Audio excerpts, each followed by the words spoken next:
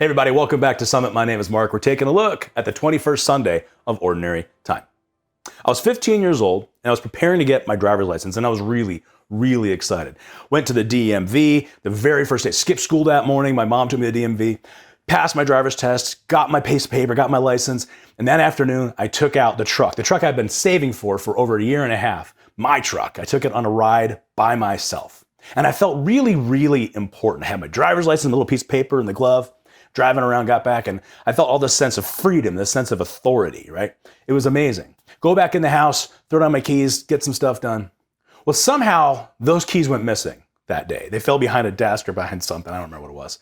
And the next day I woke up to go to school, no keys. I mean, I had my license, I had my piece of paper, but no keys. And I'm not going anywhere. Before you know it, I'm tearing the house apart. I'm praying to St. Anthony. St. Anthony's chain smoking, drinking Red Bulls in the corner. He's nervous. I'm nervous because I'm going to be late to school. Before you know, we finally, after about an hour and a half, I find my car keys. Got in my car, went to school.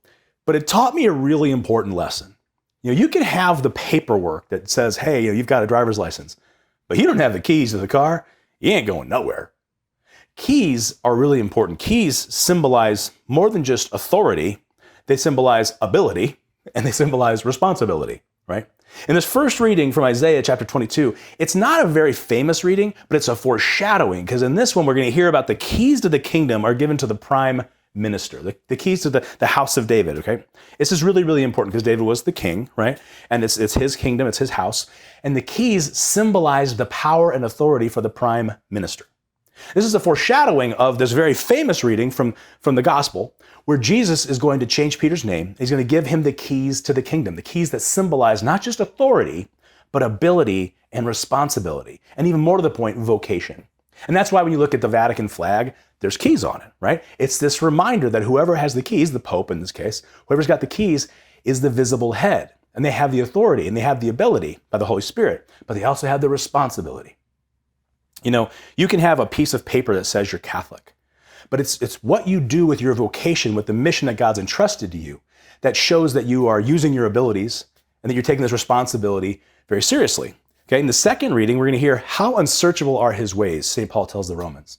You might think to yourself, why would God entrust this mission to me or this vocation to me? Why would God want this for my future? The more you pray about your future, the more you pray about your life, the more that you discern or ask God these things, what we come to find out is that God has a mission for everybody. Your mission is different than mine, mine's different than his is different than hers.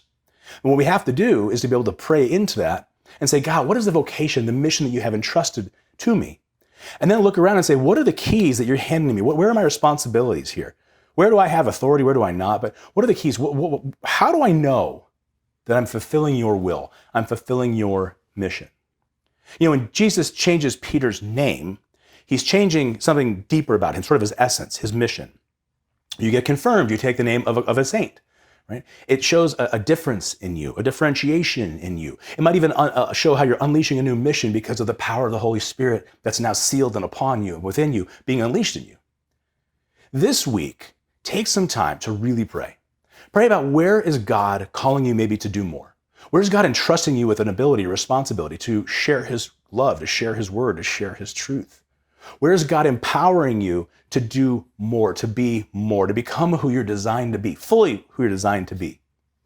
Ask the Lord to reveal to you what your vocation is, what your mission is, and then fall on your knees and ask God to give you everything you need to unleash the Holy Spirit in your life so that you can do all you're called to be. Having a driver's license is great, but you need to have the keys to get to where you're going. These are the keys to life. Thank the Lord that you're given a mission and a vocation, and ask him to reveal it to you every single day.